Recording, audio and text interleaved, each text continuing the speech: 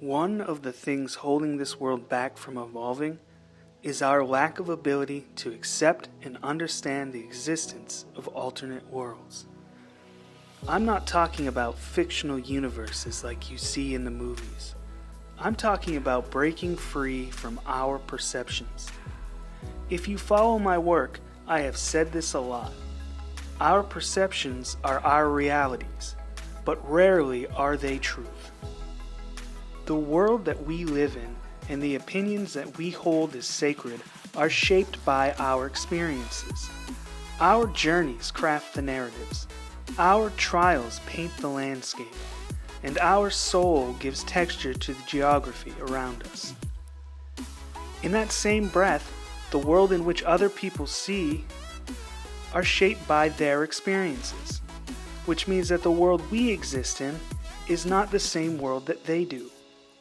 Where we get stuck is at our own point of pride. We have this misguided belief that if we validate the world of others, we invalidate our own. This keeps us from growing. Without the ability to step outside of ourselves and see the world through the lenses around us, we can never hope to truly know meaning. Think of it this way.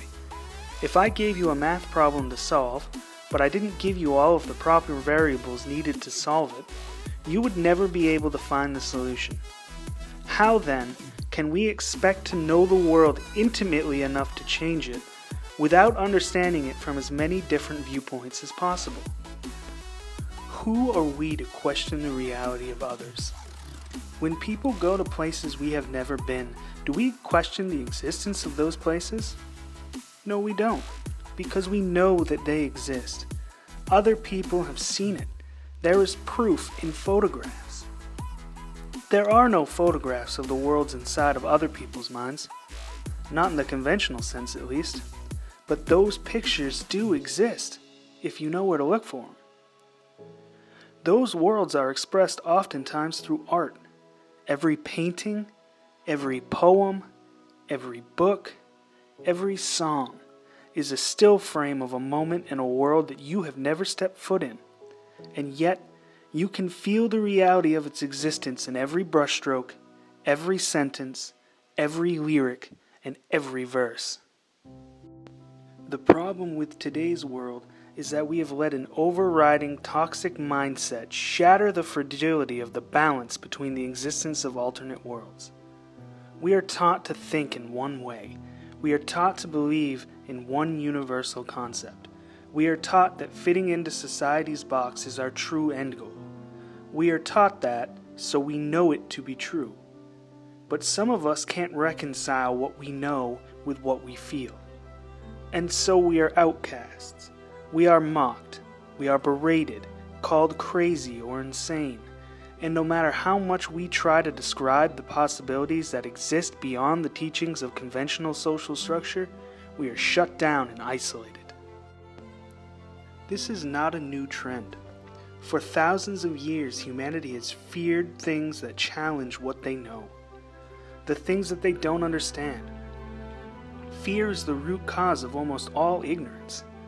We lack the ability to step outside of our structure and consider the possibility of someone else's being right.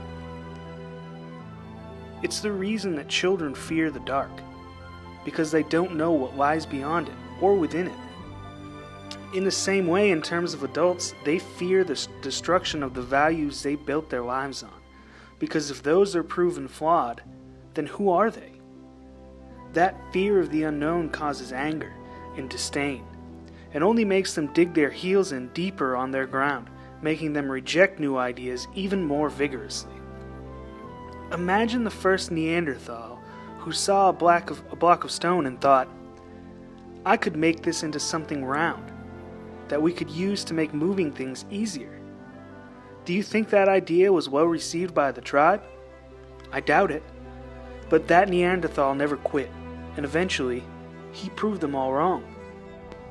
But for how many years did society languish in inefficiency, breaking their back with labor that could have been done easier with a wheel, all because they couldn't accept something that challenged what they thought they knew? Think about the Salem witch trials. Women were thought to be inferior. the spread of Christianity brought with it principles that women were not allowed to lead. They were property for childbirth. They were not supposed to experience pleasure from sex. They were not supposed to possess knowledge. Any woman who did have knowledge, who had pleasure from having sex, any woman who existed outside of the narrow parameters, was tried and hung as a witch. Why? Because their existence challenged a powerful belief system. The existence of such women showed the flaws in those beliefs. People had been raised with those beliefs, and when evidence was uncovered that challenged those beliefs, people got scared, and so their minds conjured up an explanation. Couldn't be that their beliefs were wrong. It had to have been that these women were empowered by the devil, and therefore must be destroyed. Fear is always the precursor of ignorance. And this is the problem we are facing today. We are more divided than ever. So-called gurus teach empowering the self for benefits of the self. They teach you that you are superior, that you are above human emotion. It's a powerful belief. It can help you stay focused, and it can get you places. But eventually that belief will get tested, and what then? Because you're not superior. You don't exist in a higher form. You're human. When your perception of self is challenged, do you dig your heels in? Or do you concede that you need to rethink your beliefs? I don't know about you, but I trust the people who know that they don't have all the answers over the ones that think they know everything. The world is a puzzle, and part of solving it is in knowing that no one person has all the right pieces. It is a collective process. In order to heal this broken world, it takes bits and pieces from every world that exists around us. We have to learn to think differently.